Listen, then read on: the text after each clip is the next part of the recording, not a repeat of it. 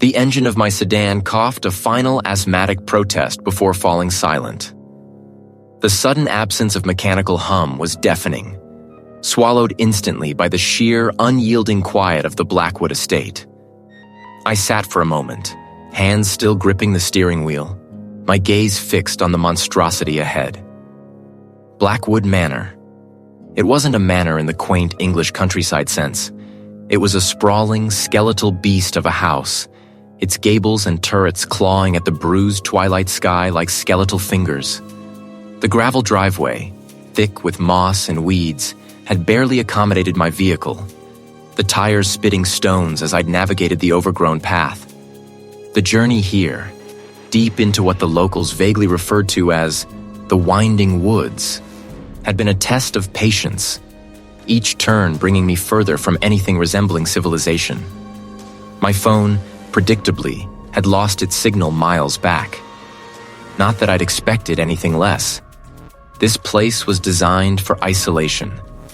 I was Reid, an architect by trade, a man who dealt in blueprints, structural integrity, and the cold, hard logic of physics. My world was one of precise measurements and predictable outcomes. This inheritance, this decaying leviathan, was an anomaly, a blot on my meticulously planned life. My distant relative, the previous owner, had passed suddenly, unexpectedly, leaving behind a flurry of hushed rumors and this grand, decaying monument to a forgotten lineage. The will had been clear. I was to assess the property, prepare it for sale, and handle the final disposition of the estate. A straightforward task, or so I'd told myself.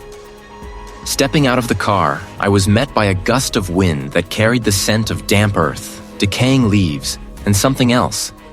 Something metallic and faintly sweet, like old blood, or perhaps just stagnant air. The air itself felt heavy, pressing down, as if the very atmosphere of this place had condensed into a physical weight. The sun, a pale, anemic disk, was sinking behind the skeletal trees, casting long, distorted shadows that writhed across the manor's imposing facade. The house was magnificent in a way, its Victorian Gothic lines still hinting at a past grandeur, but time and neglect had gnawed at its edges. Paint peeled in strips like sunburnt skin, eaves sagged, and a dozen windows stared out, blank and dust-filmed, like the vacant eyes of a long-dead creature. The brass knocker, tarnished black with age, was shaped like a gargoyle. I tried the handle. It turned with a groan that echoed deep within the house, a sound of protest from something ancient and unwilling. The moment I stepped across the threshold, the air shifted. The scent of decay intensified, mingled now with the musty odor of old paper and something else, something cloying and indefinable, like forgotten dreams. A vast, curving staircase, its banister intricately carved, dominated the center, disappearing into the gloom of the upper floors. Dust motes danced in the sparse shafts of light that managed to penetrate the grimy windows, illuminated like tiny, frantic spirits. I pulled a small, powerful LED flashlight from my bag, my architectural toolkit always with me. The beam cut through the dimness, revealing cracked plaster, water-stained wallpaper, and heavy, draped furniture shrouded in white sheets, like ghosts awaiting a seance. My initial professional assessment began immediately. Structural integrity, roof leaks, foundation issues. My mind tried to compartmentalize, to apply logic to the decay. This was merely an old house, neglected, in need of serious renovation or demolition. It wasn't just an absence of sound. It was an active presence, a palpable weight that pressed against my eardrums, making me acutely aware of my own breathing, the faint rustle of my jacket. It felt as though the house was holding its breath, waiting. The local chatter about the manor, the hushed warnings about bad luck and things that linger, echoed in my mind. Foolish superstitions, I'd dismiss them as the product of isolated minds with too much time and too little education. I was a man of science, of reason. There was always a logical explanation. Yet, as I moved further into the foyer, my gaze sweeping over the intricate faded patterns of a vast rug, I couldn't shake the sensation of being observed. It wasn't paranoia, not exactly. It was more like the house itself was a single ancient entity, and I, Reid, was an unwelcome intruder. My flashlight beam swept over a towering grandfather clock in the corner, its face obscured by dust, its pendulum still. It should have been a reassuring domestic detail, but in the profound quiet, its stillness felt ominous, as if time itself had ceased to function within these walls. A floorboard creaked somewhere above me, a faint, almost imperceptible groan. I froze, listening. Nothing. It was probably just the house settling, I told myself, the old wood contracting in the cooling air. Old houses made noises. That was simply a fact of their existence. My determination, my professional resolve was still firmly in place. This was a job, a property, nothing more. The sudden silence of the estate was a physical weight, pressing in on me even as I pushed open the heavy front door of Blackwood Manor. Inside, it was a mausoleum of dust and shadows. The air, thick and still, carried the scent of decaying velvet, forgotten paper, and something else. A faint metallic tang, like old blood, or perhaps just rust. I told myself it was rust. My first few days were a blur of gritty tasks. I started in the main hall, a vast echoing space that swallowed sound. My voice, when I spoke, felt thin and alien. I'd brought a few crates of supplies, cleaning solutions, heavy-duty gloves, and most importantly, a detailed ledger. My goal was simple: catalog every last item, assess its condition, and determine its worth. Pragmatism, I hoped, would be my shield against the pervasive gloom. I worked methodically, room by room, starting with the ground floor. Each piece of furniture, every framed portrait, every porcelain figurine demanded attention. The sheer volume was overwhelming. The silence was absolute, broken only by the rustle of my clothes, the creak of the floorboards under my weight, and the distant, mournful sigh of the wind outside. It started subtly. A trick of the light, I decided, or perhaps a swirl of dust motes catching the weak afternoon sun. My eyes, strained from cataloging endless faded inventories, were playing tricks on me. I rubbed them, blaming fatigue. I'd pause, holding my breath, straining to hear. Was it the house settling? The old timbers groaning under their own weight? The wind, perhaps, whistling through a cracked pane somewhere upstairs. I'd stand there, listening intently, and the sound would vanish, leaving only the crushing quiet. I convinced myself it was just the peculiar acoustics of an ancient, drafty house, or the hum of my own blood in my ears. Stress, I concluded, was a powerful illusionist. But then things started to shift. I'd meticulously arrange a stack of leather-bound books on a shelf, noting their titles and condition. Later, returning to the same room, I'd find one of them askew, angled slightly away from the others, as if someone had just pulled it out and hastily shoved it back. A silver letter opener, which I'd placed squarely on a desk, would be found lying a few inches to the left, almost imperceptibly. Each time I'd frown, readjust it, and attribute it to my own absent-mindedness, or perhaps the vibrations from the distant road, though I hadn't seen a car pass in days. The house was settling, I told myself, just like any old structure. Things shifted. It was natural. My rationalizations were becoming more strenuous, a constant internal debate against an encroaching unease. I found myself checking locks more frequently, glancing over my shoulder, though I knew I was alone. One afternoon, while I was documenting a collection of bizarre taxidermied birds in a dimly lit drawing room, I noticed an irregularity in the wall paneling. It was behind a colossal, moth-eaten tapestry depicting a hunting scene. A piece so heavy it had taken me an hour to wrestle it aside. The wood here was different, a faint seam, almost invisible, running vertically through what appeared to be solid oak. My fingers traced the line, then found a barely noticeable recess. A small, almost flush button. Curiosity, a dangerous thing in a place like this, urged me on. I pressed it. With a soft click and a groan of ancient mechanisms, a section of the wall slid inward, revealing an opening, black as pitch. I retrieved my powerful LED lantern from my toolkit, its beam cutting a stark path into the gloom. The passage was short, leading to a heavy iron-studded door. It was locked, of course. I ran my hands over the cold metal, feeling the intricate pattern of the studs. No keyhole was visible. I searched the surrounding walls, the floor, feeling along the doorframe until my fingers brushed against a small, almost hidden latch on the inner side of the passage. It was rusted, stiff, but with a grunt and a twist, it finally gave way. Inside was a small, windowless chamber, its walls unadorned, the stone floor bare. There was no warmth here, no hint of life, only a profound, crushing stillness that felt less like an absence of sound and more like sound itself had been smothered. The room was stark, almost ascetic, a profound contrast to the manor's ornate extravagance. This was a place for secrets, for things meant to be forgotten. It was a study, or what passed for one. A simple, heavy wooden desk dominated the center, its surface layered with a fine coat of dust. Shelves lined the walls, crammed with books.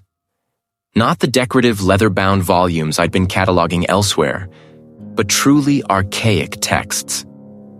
Their spines were worn, their titles, when I could decipher them through the dust and faded script spoke of forgotten histories, local lore, and obscure natural philosophy. They felt heavy, not just in weight, but with an unspoken knowledge. And then, on the desk, amidst a scattered array of yellowed papers and dried inkwells, I saw it. It lay open, but its pages were not turned. Instead, it was sealed shut with a thick, brittle wax seal, stamped with an unfamiliar crest. The leather was cracked, the edges of the pages brittle with age, looking as if they might crumble to dust if handled too roughly. My lantern beam illuminated the elegant, faded script on its cover. The Private Musings of Elias Blackwood. Elias Blackwood. An ancestor. The name resonated with a faint, unsettling familiarity. I remembered a passing mention in the estate papers, a distant relative, long dead. I reached out, my fingers hovering just above the ancient leather. This wasn't just another item to catalog. And suddenly, my rationalizations felt as brittle as the journal's pages. The metallic tang, faint as it was, had clung to the air in Blackwood Manor. A whisper of something utterly wrong beneath the dust and decay. It had been the final note in a symphony of unsettling sensations that first day, and it had burrowed under my skin. Now, the old leather-bound journal sat on the scarred surface of a forgotten writing desk, its cover stubbornly sealed. I'd found it tucked away in a drawer, almost hidden by a stack of brittle, unread letters. It felt heavy, not just with age, but with some unspoken burden. My fingers, still gritty from the dust of the manor, traced the raised patterns on its cover.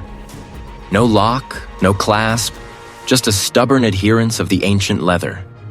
I'd tried gentle persuasion, then a little more force, but it had resisted. Logic dictated that old books sometimes fused shut, but something else, a prickle on my nape, suggested a different kind of resistance. I took a deep breath, the air in the room thick and cold despite the mild weather outside, and wedged my thumb under the edge. With a grunt, I leveraged it open. The sound was a dry, tearing sigh, like paper rending or an old wound reopening. Inside, the pages were yellowed, covered in a spidery, looping script that was difficult to decipher at first. It wasn't a typical diary. There were sketches of distorted symbols, fragmented sentences, and a recurring, ominous motif. My eyes scanned, struggling to make sense of the erratic entries. Then I saw them. Words that punched the air from my lungs. My pragmatic architect's brain tried to rationalize it away. A madman's ramblings, a Gothic fantasy. It was a tangible thing now, a localized pocket of frigid air that enveloped my left arm, raising goosebumps that prickled like needles. I pulled my arm back sharply as if withdrawing from a flame. No, not a flame. Just as I tried to dismiss it, a sound, thin and mournful, drifted from somewhere upstairs. It was a child's cry, a long, drawn-out wail that seemed to carry the weight of ages. My head snapped up, my gaze darting towards the ceiling. No child lived here. No one else was here. My heart hammered, a frantic drum against my ribs. I squeezed my eyes shut, then opened them, forcing myself to listen, to rationalize. Wind? An old pipe? The house settling? But the sound had been too distinct, too full of sorrow. Another phrase leaped out at me. The bloodline is cursed, forever bound. A sudden light touch brushed the back of my neck. It was fleeting, like a spider web, but it was unmistakably there. I instinctively whipped around, my chair scraping loudly on the floorboards, but there was nothing. My skin crawled, a phantom sensation of fingers lingering on my nape. It wasn't a draft. It wasn't my imagination. It was real. Something had touched me. My logical control, the bedrock of my professional life, began to crack. This wasn't just an old, creaky house. This was something else entirely. I couldn't ignore it, couldn't explain it away. The pragmatic architect was being dragged, kicking and screaming into the realm of the impossible. I needed answers, concrete ones, even if they only confirmed the impossible. The journal hinted at a lineage, a curse. That meant history. I had to look into the family, the people who had lived and died in this place. It was a small, unassuming building, smelling of old paper and dust motes dancing in shafts of weak sunlight. The archivist, a stoic woman with spectacles perched on her nose, gave me access to the local historical records, specifically those pertaining to the Blackwood family. Hours blurred into a monotonous parade of birth certificates, marriage licenses, and obituaries. I traced the family tree, generation after generation, a long line of names that ended with me. But as I delved deeper, anomalies began to surface. Gaps in the records. Periods where entire branches of the family seemed to vanish without a trace, only to reappear a generation later, or simply cease to exist.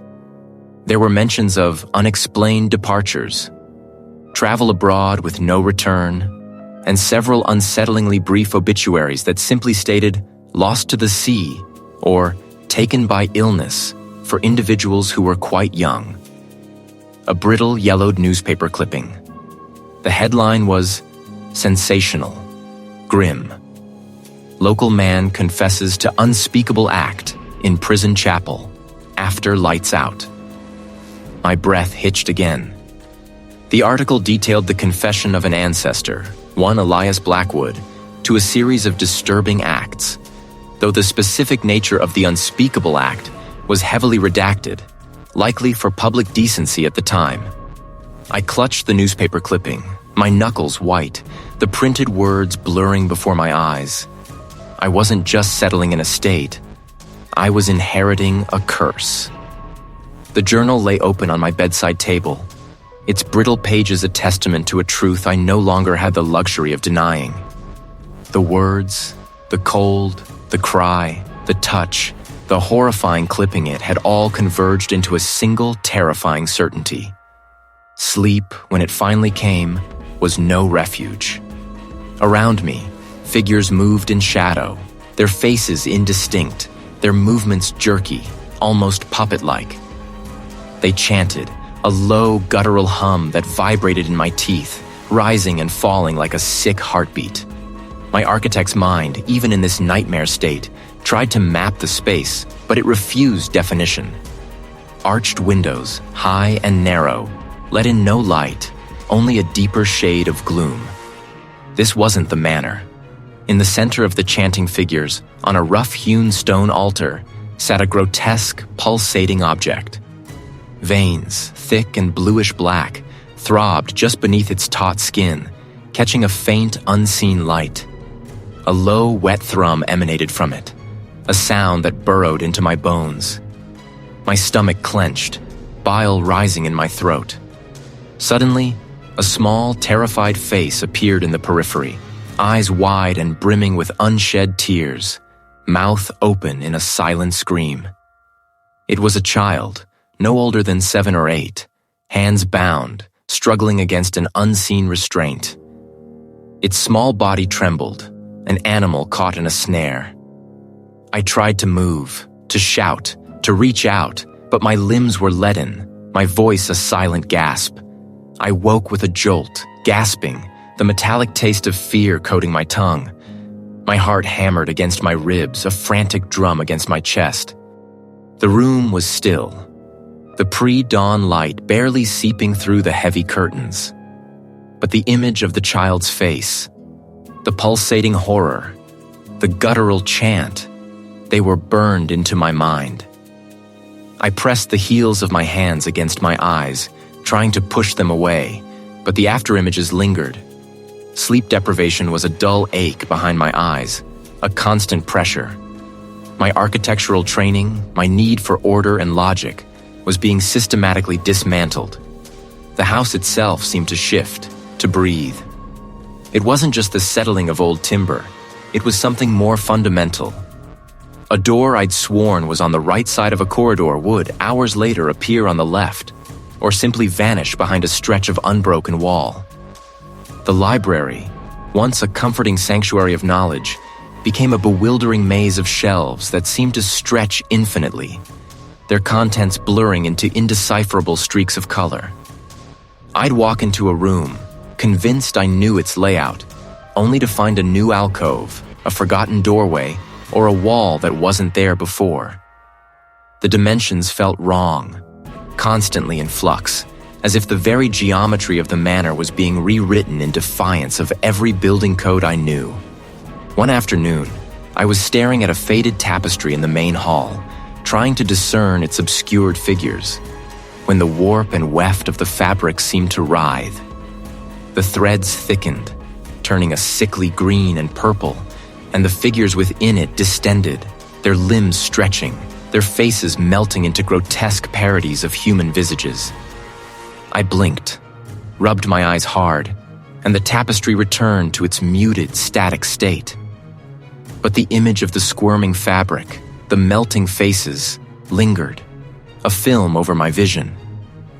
I spun around, convinced I would see the pulsating object or the chanting figures. But there was only the familiar, dust-laden emptiness of the old kitchen. My hands trembled as I poured the coffee, sloshing some over the counter. The waking visions grew more frequent, more intrusive. Fragments of that ritual, that child, that throbbing mass, would flash before my eyes, superimposed over whatever I was looking at.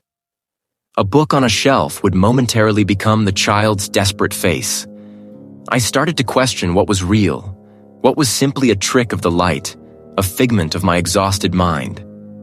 The climax of this torment came during another fitful attempt at sleep. This time, the dream was less a narrative and more a sensory assault. I was still Reid, but I was also somewhere else. The air was frigid, cutting, and the smell of damp stone and decay filled my nostrils. I was in a vast, empty room, the walls rough-hewn, the ceiling arching high above. The silence was absolute, heavy, the kind that presses in on your eardrums. I knew this place somehow, but it wasn't just a chapel. In the deepest recess of that chapel, where the altar should have been, the pulsating object from my previous dream now sat, larger, more defined, its surface slick with an unseen moisture. And then, slowly, sickeningly, it began to sing. It was the sound of the entity, and it was calling to me. I felt it reaching, probing, not just at my mind, but at something deeper, something within my very blood. My composure, once a sturdy wall, was crumbling, each brick dislodged by the relentless, insidious pressure of the manor's malevolence. I was losing myself, piece by terrifying piece, and the entity was watching, waiting. It was real, anchored here, and its tendrils were tightening around me. Sleep offered no respite. Every shadow in my room seemed to writhe. Every creak of the old house a whisper I couldn't quite decipher. It wasn't a thought, not a rational decision, but a deep, visceral urge, like an internal compass spinning wildly, then settling on a single, inescapable direction. It led me, not to escape, but deeper into the belly of the beast. My feet, bare on the cold floorboards, carried me down the grand staircase, past the shadowed portraits whose eyes seemed to follow my every move. The pull intensified, focusing on a patch of wall behind a tapestry depicting a hunt scene. Its colors faded to sepia. There was no obvious seam, no handle, yet my mind screamed that this was it. Driven by a frantic energy that felt borrowed, I began to push, to test. The stone shifted, grinding against itself, revealing a narrow gap. My flashlight beam, a feeble spear against the gloom, pierced the opening. My breath hitched. Every instinct screamed retreat, but the compulsion was absolute. I squeezed through, scraping my shoulders against the cold stone, the passage closing behind me with a soft thud that echoed like a burial. It pressed against my eardrums, making them ache. My beam cut through the gloom, revealing a space far larger than I'd anticipated, carved roughly from the earth beneath the manor's foundations. The walls glistened with moisture, and the floor was a slick, uneven patchwork of ancient flagstones. In the center, bathed in the weak glow of my light, stood an altar of sorts, and upon it, the artifact. It wasn't symmetrical, yet it possessed a grotesque balance, like some monstrous, petrified organ. Jagged spurs of what looked like polished obsidian jutted from a central mass of fused skeletal material, too thick and gnarled to be human. The surface gleamed dully, reflecting no light, absorbing it instead. My hand reached out, compelled. A tremor ran through me, a profound sense of wrongness. Yet I couldn't stop. The world shattered. A scream tore from my throat, but it was swallowed by a deafening roar that erupted from the artifact itself, a sound like grinding stone and tortured metal. The air around me became a solid mass, pressing in, stealing my breath. The chamber lights, not just mine, but some ancient, unseen source, flickered, then exploded in showers of sparks and glass. The stone walls groaned, a deep, resonant rumble that vibrated through my teeth. Then, the objects began to move. Not just gently, but violently. Loose stones from the walls tore free, hurtling past my head with a sickening whistle. The altar beneath the artifact bucked, splintering with a sound like a rifle shot. A massive chunk of the ceiling above me, heavy with centuries of earth, cracked and began to fall. I scrambled backwards, tripping over loose debris, my heart hammering against my ribs, a frantic drumbeat against the rising chaos. A wooden beam, thick and rotten, ripped from the ceiling with a shriek of tortured wood, arcing through the air towards me. I ducked, feeling the whoosh of displaced air as it slammed into the wall where I'd stood moments before, sending a shower of stone dust and splinters raining down. The very ground beneath my feet heaved. My head hit with a sickening thud, stars exploding behind my eyes. I tasted blood, metallic and hot on my tongue. My vision blurred, but through the haze, I saw a heavy, rusted iron grate, part of some ancient drainage system, tear free from the floor and spin wildly, a deadly metal disc aimed directly at me. I twisted, instinctively, blindly, a desperate lunge for survival. It grazed my arm, a searing white-hot pain, tearing through my sleeve and scoring a deep gouge into my flesh. The entity's full power was unleashed, a furious, uncontrolled maelstrom. It wanted me dead. The air grew impossibly thin, a crushing weight on my lungs. I crawled, desperate, towards the narrow passage I'd entered through, the exit now seeming miles away. The hidden passage slammed shut behind me with a final echoing crash, sealing the horror within. It was real, and it had almost killed me. The journal, its pages thin as old skin, had offered me a glimpse into the abyss, and now I stood on the precipice, teetering. Denying it was no longer an option. The cold, the whispers, the touch, they were real. And they were coming for me. I needed answers, not just for my sanity, but for survival. If this thing was real, then there had to be a way to fight it, to break whatever hold it had. I started with the local library, a place smelling of dust and forgotten aspirations. The librarian, a woman with spectacles perched on her nose and a perpetual frown, regarded my inquiries about Blackwood Manor's history with suspicion. She offered only worn-out tourist pamphlets about local legends, the kind that sanitized the truth for public consumption. I needed something deeper, something buried. My search led me to an old archivist, rumored to possess a private collection of obscure texts and family histories. His home was a labyrinth of towering bookshelves, each shelf groaning under the weight of centuries. The air hung thick with the scent of aged paper and something else. Something faintly metallic, like old blood or rust. He was a stooped, wiry man with eyes that seemed to hold more stories than any book. He listened, his gaze unblinking, occasionally stroking a wispy white beard. "Blackwood," he murmured, his voice a dry rustle. Ah yes, its title, if it ever had one, was long gone, worn away by time and neglect. It speaks of the first master of Blackwood, a man named Elias. A powerful man, ambitious, but terrified of his own mortality. He sought to defy nature, to extend his reach beyond the grave. My breath hitched as I leaned closer, my eyes straining to decipher the intricate words.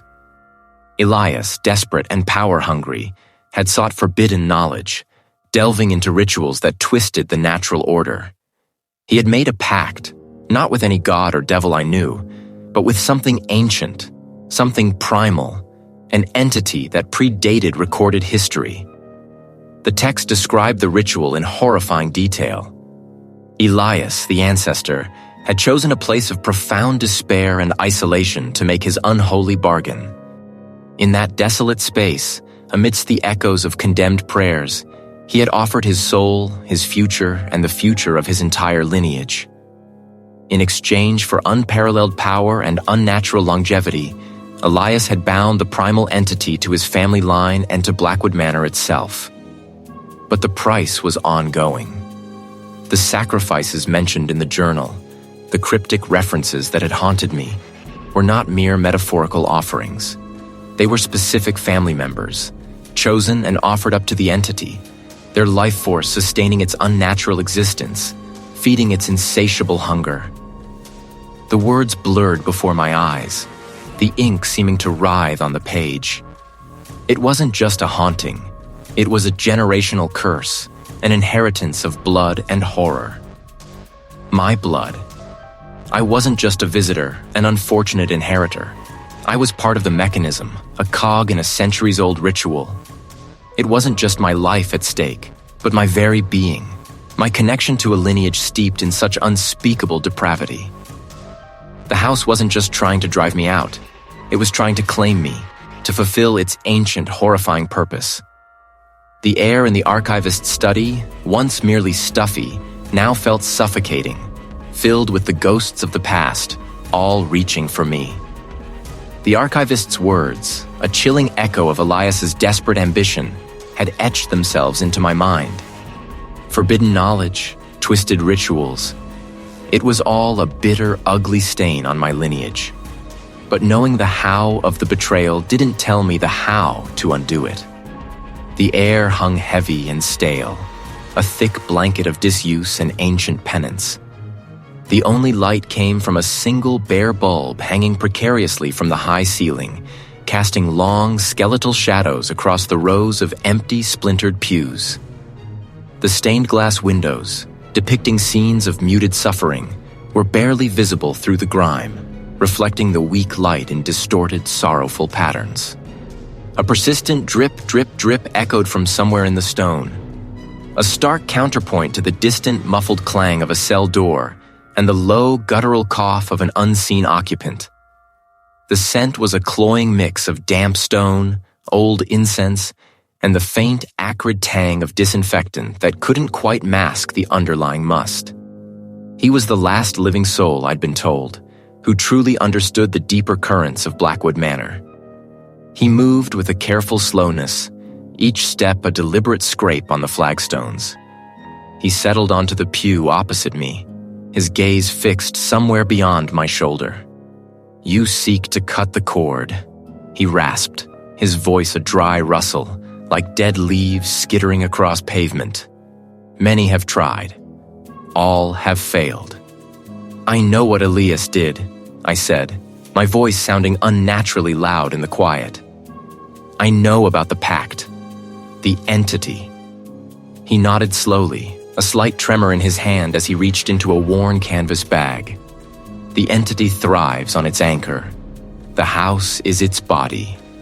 Your blood, its lifeblood." He pulled out a small, tarnished silver amulet, intricate symbols etched into its surface. This was forged by those who first tried to bind Elias, a tool of severing. "It won't destroy it, Reid, but it might. Force it back. Make it dormant. For a time." My fingers trembled as I took the cold metal. "The oldest stone, the deepest root. And you must sever the connection with your own hands, with a sacrifice. Not of blood, but of will." His instructions were cryptic, woven with warnings of the entity's wrath. "It will know your intent. It will fight.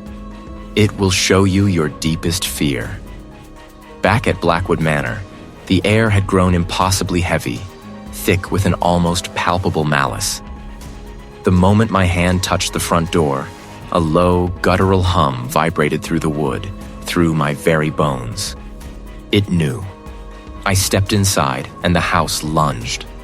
The grand hall, usually merely unsettling, became a grotesque tableau of my worst imaginings. The air grew frigid, then searingly hot, shifting like a living, breathing thing.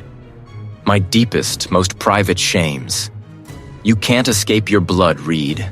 A voice, impossibly deep and resonant, boomed from everywhere and nowhere. I pushed past the phantoms, their forms momentarily solidifying, icy fingers brushing my skin. I remembered the caretaker's words. The oldest stone, the deepest root. I knew where that was. The ancient, untouched cellar beneath the original foundation, a place I had always avoided. The descent into the cellar was a nightmare. As I stumbled down, the entity's attacks intensified. The air grew thick, pressing against my chest, making each breath a struggle. I saw my own reflection in the puddles on the floor, but my eyes were empty, my skin gray, my mouth a gaping maw. It was showing me the mental breakdown it intended for me. Suddenly, a violent tremor shook the house. A section of the ceiling above me groaned, then ripped apart with a splintering crack. A massive, ancient timber beam, thick with dust and rot, plunged downwards. I threw myself to the side, a gasp tearing from my throat, but not fast enough. The beam struck my left leg with a sickening crunch, sending a jolt of white-hot agony through me. I cried out, collapsing onto the damp, earthen floor, the amulet flying from my grasp.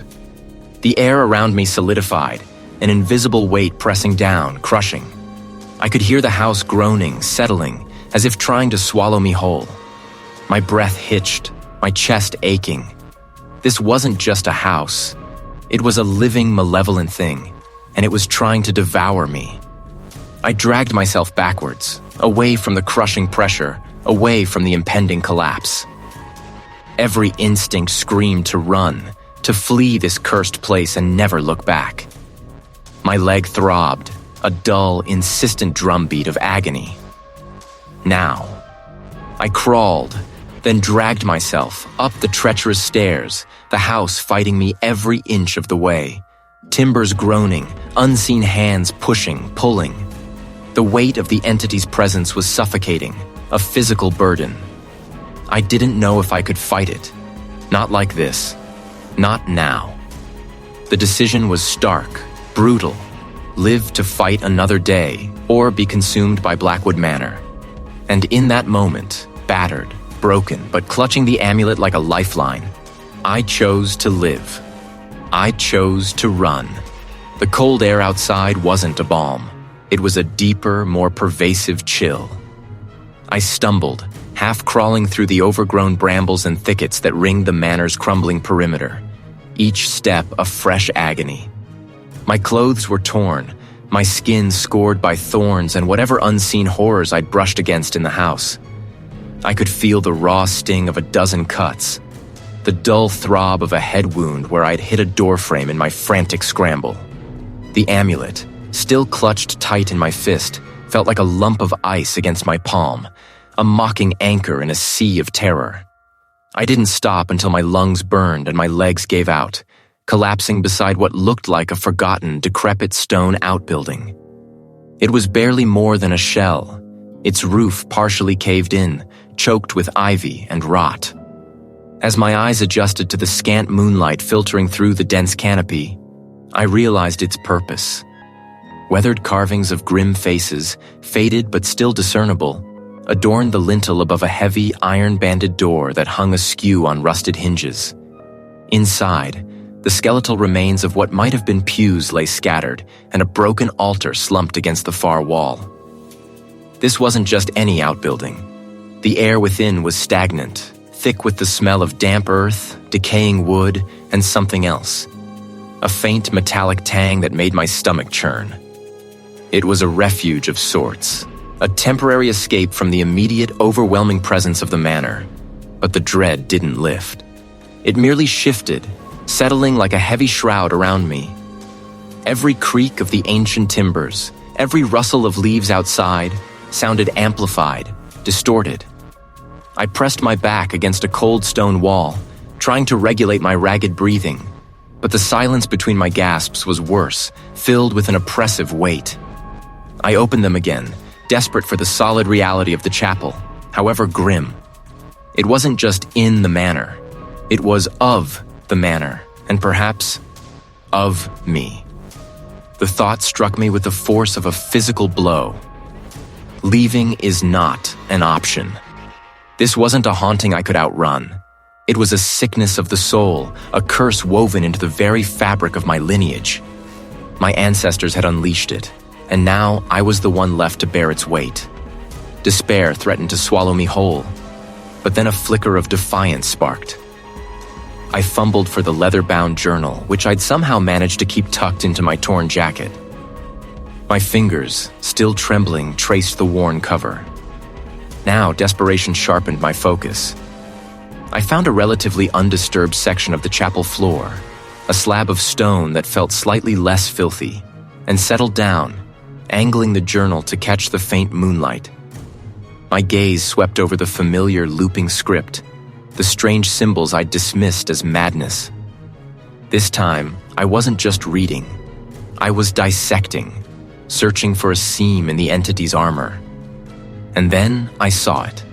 A passage, tucked away in the very last pages, almost like an afterthought, surrounded by sketches of strange flowering plants and celestial alignments. The root, once severed, draws its life anew. Not by blood of kin, by the will's true hue. That line resonated, a discordant echo to the family curse. It wasn't about more blood, more death. What's sacrifice? And what is given is truly lost and won. That sounded like a riddle, a paradox. It wasn't a simple spell or a key to lock the entity away. It was something far more profound, far more personal. A vulnerability, yes, but one that demanded an immense price. It implied a personal sacrifice, an act of profound will, a breaking of something fundamental within myself, or perhaps within the very lineage that had birthed this evil. It wouldn't be easy. It wouldn't be clean. It might even mean my own obliteration. But as I stared at the cryptic words, a strange calm settled over me. I was battered, scarred, and utterly alone in this decaying chapel, surrounded by the ghost of a forgotten past. But I was no longer just a victim. I was the inheritor of this torment, and perhaps the only one who could end it. I would find out what lost and won truly meant. I had to. The drive back to Blackwood Manor felt different this time, heavier. Each turn of the wheel was a step closer to the precipice, to a choice that would either free me or shatter me entirely. This wasn't just about survival anymore. It was about ending it, one way or another. The manor loomed, a skeletal hand against the bruised twilight sky. No lights, no welcoming warmth. Just that familiar, oppressive silence that seemed to drink all sound. I pushed the heavy oak door open, the groan of the hinges a protest against my return. The air inside was thick, stagnant, carrying a faint metallic tang that made my teeth ache. I didn't bother with lights.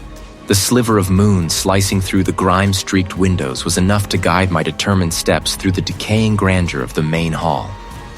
My bag, heavy with the few items I'd gathered, not for any grand magical display, but for their symbolic weight as hinted in the journal, clunked against the floorboards. I found the cursed artifact exactly where I'd left it, nestled in a velvet-lined box on the dusty mantelpiece. It felt ancient, heavy with unspeakable history. I set up in the center of the main hall, a space large enough to breathe, or at least to feel like I wasn't immediately cornered. I placed the artifact on a small, rickety table I'd dragged from the corner, its surface scarred by time and neglect. Around it, I arranged the items: a small, tarnished silver hand mirror, a bundle of dried, brittle herbs I'd found in an old apothecary chest in the library, and a single, unlit candle. It was meant to reflect, to show. Will's true hue. That was the key. Not blood, not a life given, but a spirit offered. Not to the entity, but to the breaking of its hold. I unwrapped the herbs, their dry, earthy scent doing little to mask the growing stench of decay that now filled the hall. My breath plumed in front of me, stark white in the dim light. I lit the candle. It was formless, without words, yet it scraped against my mind like sandpaper. My hands trembled, but I forced them steady. This was its response. This was the entity fighting back. I picked up the silver mirror. Its surface, though tarnished, still showed my reflection, pale and drawn, eyes wide with a mixture of fear and grim resolve. I held it up, facing the artifact. And in the mirror, my reflection began to distort. The edges of my face blurred, my features stretching, elongating, until I barely recognized myself. The candle flame guttered violently, then flared, casting an unnatural green tint across the hall. The air pulsed, a heavy, vibrating pressure that made my ears pop. The floorboards beneath me groaned, not from my weight, but from something unseen shifting, growing. It was trying to get into my head, to make me doubt, to make me flee. Suddenly, the manor around me shifted. The familiar decaying walls of the main hall wavered, dissolving into something else entirely. The air grew damp, thick with the smell of old stone and fear. The flickering green light of the candle was replaced by a single bare bulb hanging precariously from a high ceiling, casting stark, unforgiving light on rough, gray walls. I was standing in a small, stark room, devoid of comfort, its only feature a crude, wooden altar at one end. I felt utterly alone, utterly trapped. This was the entity's twisted projection, its ultimate weapon of despair. My reflection in the silver mirror was still distorted, but now it showed not just my warped face, but the bare, gray walls of the chapel behind me. It vibrated through the concrete floor, through my very bones. It was a sound of ancient hunger, of boundless rage. My hands, still clutching the mirror, began to ache. The air grew heavy, almost liquid, pressing down on me. I could feel unseen eyes on me, a multitude of them dissecting me, judging me, preparing to consume. Not by blood of kin, I choked out, forcing the words past the knot in my throat, but by the will's true hue. My voice gained strength, a defiant tremor. I looked into the distorted reflection, not at the fear in my eyes, but at the stubborn, unyielding spark behind them. This was my will. This was my offering. To break the cycle, not to feed it. The growl intensified, becoming a roar that vibrated through the chapel, rattling the very foundations of this illusory prison. The entity was here, enraged, throwing its full, terrifying might against me. But I wouldn't yield. Not now. Not when I was so close. The silence in Blackwood Manor was the heaviest sound I'd ever heard. It wasn't the quiet of an empty house, but the suffocating hush of a place that had just screamed itself hoarse. My ears rang with an echo of a sound that never quite existed, a frequency beyond human hearing, now mercifully absent. Dust motes danced in the slivers of moonlight piercing the broken windows, illuminated by the faint, acrid glow that still hummed from the center of the shattered parlor. I stood amidst the wreckage, a ghost in my own inherited nightmare. Every muscle in my body screamed in protest, a symphony of aches and tremors. My hands, caked with grime and something else I didn't want to identify, shook uncontrollably. My breath came in ragged gasps, each inhale a shallow, painful effort. The air tasted of ozone and burnt things, a metallic tang that clung to the back of my throat like a bad memory. The artifact lay on the scorched flagstones where it had fallen or been thrown. It wasn't destroyed, not truly. The intricate carvings still snaked across its obsidian surface, though some were chipped, fractured by the raw energy that had pulsed through it. A faint internal luminescence emanated from its core, a slow, rhythmic throb that mirrored the frantic drumbeat against my ribs. It felt dormant, not inert, not dead, just sleeping. And that was the problem. That was the hollow, gnawing pit in my gut. I had done it. I had followed the journal's twisted instructions, broken the mirror, fulfilled the cryptic lines. The entity was gone, I told myself. Banished. But the silence wasn't clean. Was it truly gone? Or merely karfat, resting? Waiting for another awakening? Another soul to stumble into its orbit? Another Blackwood to feed its insatiable hunger? The thought was a cold, venomous whisper in my ear, a seed of doubt that burrowed deep into my exhausted mind. The victory, if it could even be called that, tasted like ash. My sanity felt stretched thin, a fragile membrane threatening to tear with the slightest provocation. The horrors I'd witnessed, the things I'd felt, they weren't just memories. They were etched onto my very being, a permanent scar tissue on my soul. My eyes, I knew, held a new haunted depth. My skin felt too tight, too sensitive, as if I could still feel the brush of unseen things against it. I was no longer in the manor's wreckage. My head throbbed, a dull, insistent pain behind my eyes. I blinked, trying to clear the fog. The air was frigid, tasting of dust and a faint, cloying sweetness I couldn't place. High, arched windows, barred and opaque, let in no light from the outside world. A large, stark crucifix hung above a simple altar, its carved figure a silent, accusing witness. My shoulders ached. My wrists throbbed with a dull ache from where I'd been restrained, though the bindings were now gone. My clothes were stiff with dried grime, and a fresh wave of nausea rolled over me. How long had I been here? Hours? Days? The passage of time was a blur, a series of disjointed flashes. The frantic shouts, the blinding lights, the rough hands, the sterile smell of a holding cell. None of it made sense, not really. Not after what I'd just survived. Each detail felt unnaturally sharp, hyper-real, as if my senses had been permanently recalibrated to a higher, more agonizing frequency. I could hear the faint drip of water somewhere, the settling groans of the old building, the distant muffled cough of a guard. Every sound grated on my raw nerves. I pressed the heels of my hands into my eyes, trying to banish the lingering images. The agonizing choice, the words torn from my throat, the desperate gamble with forces I could barely comprehend. It was all a jumbled, terrifying mosaic in my mind, a fractured mirror of a reality I no longer fully inhabited.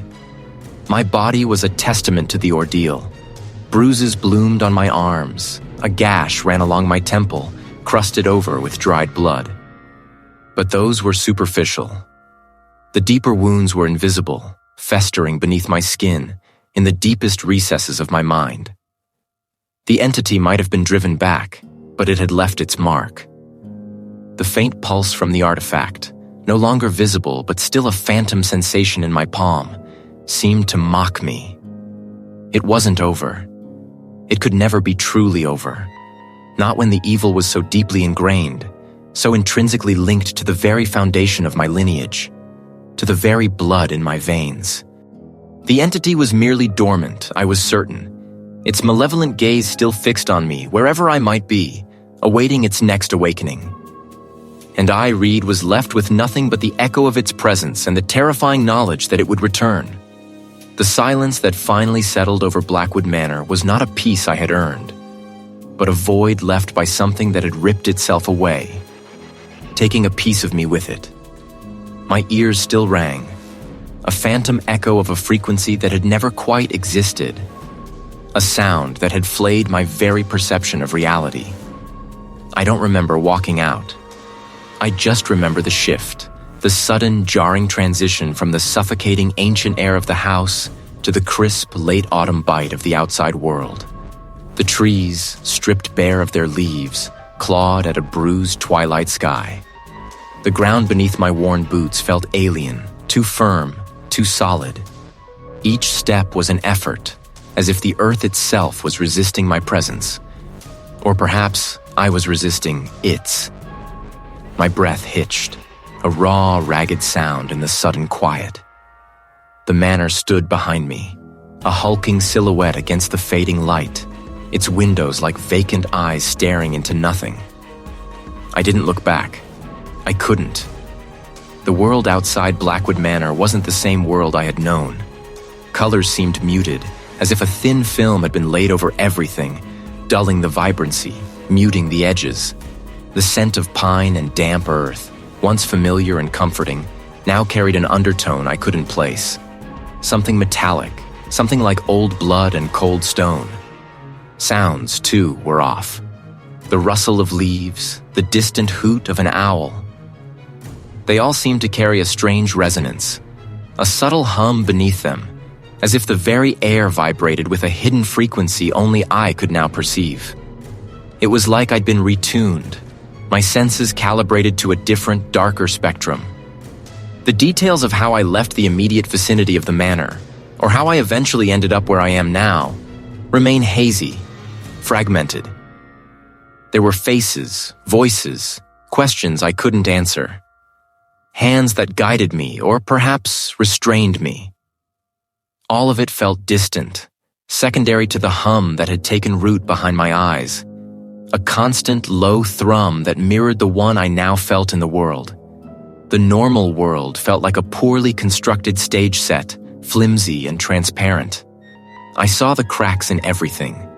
The forced smiles of strangers, the hurried glances, the desperate attempts to maintain an illusion of order. Before, I would have dismissed these as mundane observations. The entity hadn't just been confined to the manor, it had merely been anchored there. Its tendrils, I now understood, stretched far wider, deeper. And sometimes, I felt those tendrils within me. It was an internal frost, a creeping numbness that began in my extremities and slowly, insidiously, made its way to my core. I would wake with a gasp, the taste of ash in my mouth, convinced I wasn't alone in the room. My journey, or perhaps my involuntary trajectory, eventually led me here. The air is thick with the ghosts of forgotten prayers, of desperate hopes and crushing despair. It's still broken by the subtle creaks and groans of the building, the distant cough of a guard, the low murmur of someone talking in their sleep in a neighboring cell. But those aren't the sounds that truly prickle my skin. Not a sound I hear with my ears, not exactly. More like a thought that isn't mine, a suggestion pressed against the inside of my skull. Then it grows, like a tendril uncoiling, reaching. It speaks of things I now know, of the lineage, of the blood that runs through my veins, connecting me to the forgotten tragedy, to the cursed artifact, to the malevolence that had consumed Blackwood Manor. I run a hand over my arm, feeling the gooseflesh rise. It's not fear, not exactly. A recognition. It had left its mark, and perhaps a piece of itself. The air in the chapel grows heavy, stagnant. My gaze drifts to the crucifix on the wall, a pale wooden figure. It offers no comfort. What kind of evil could penetrate these walls? What kind of horror could follow me here? Then I realize, it hasn't followed me. It's with me. It feels like a pulse, a slow, steady beat that isn't quite my own. It's a familiar presence, one I recognize from the manor, but now it's nestled deep within me, a silent passenger. It had found a new vessel, a new anchor point. I am the guardian now, yes, but I am also the gate, and it is waiting.